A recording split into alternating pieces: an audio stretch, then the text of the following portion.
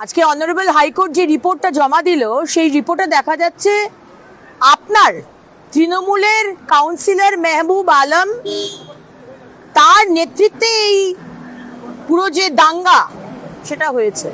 আমি অনারেবল আদালত কোর্টকে বলবো যে কোনো নিরপেক্ষ এজেন্সিকে দায়িত্ব দেওয়া হোক, সেটা সিবিআই হতে পারে, এনআইএ হতে পারে, কারণ পুলিশ নিষ্ক্রিয় ছিল, পুলিশ দাঁড়িয়ে থেকে এই দাঙ্গা ঘটিয়েছে, তাহলে পুলিশ তো আর এই তদন্ত করতে পারে না।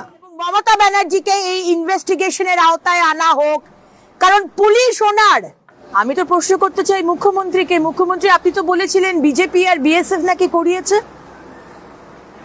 আজকে অনারেবল হাইকোর্ট যে রিপোর্টটা জমা দিল সেই রিপোর্টে দেখা যাচ্ছে আপনার তৃণমূলের কাউন্সিলর মেহবুব আলম তার নেতৃত্বে এই পুরো যে দাঙ্গা সেটা হয়েছে।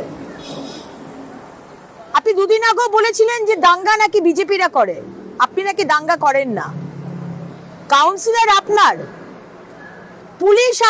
পুলিশ যায়নি, সেখানকার মা বোনেরা তাদের ইজ্জত লোটা হয়েছে, তারা ছাদ থেকে লাফিয়েছে প্রাণ বাঁচানোর জন্য, সম্ভ্রম বাঁচানোর জন্য, পুলিশ সেখানে পৌঁছয়নি। তাহলে মমতা ব্যানার্জি আমি আপনাকে কি প্রশ্ন করতে পারি যে আপনাকে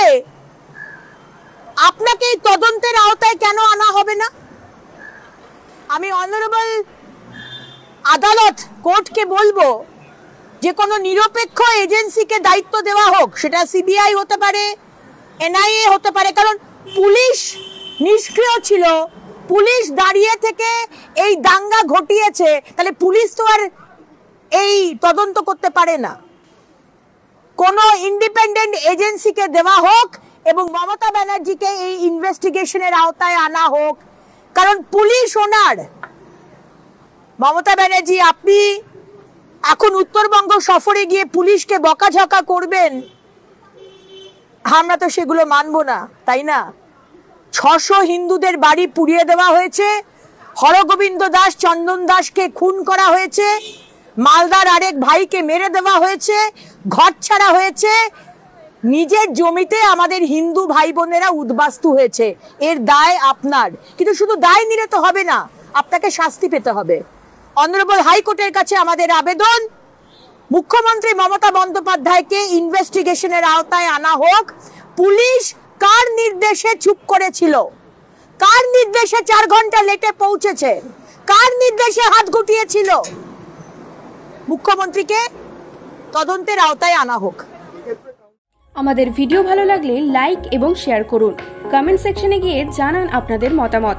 আরও ভিডিও পেতে আমাদের চ্যানেল সাবস্ক্রাইব করুন এবং প্রতি মুহূর্তে খবরের আপডেট পেতে প্রেস করুন বেল আইকন।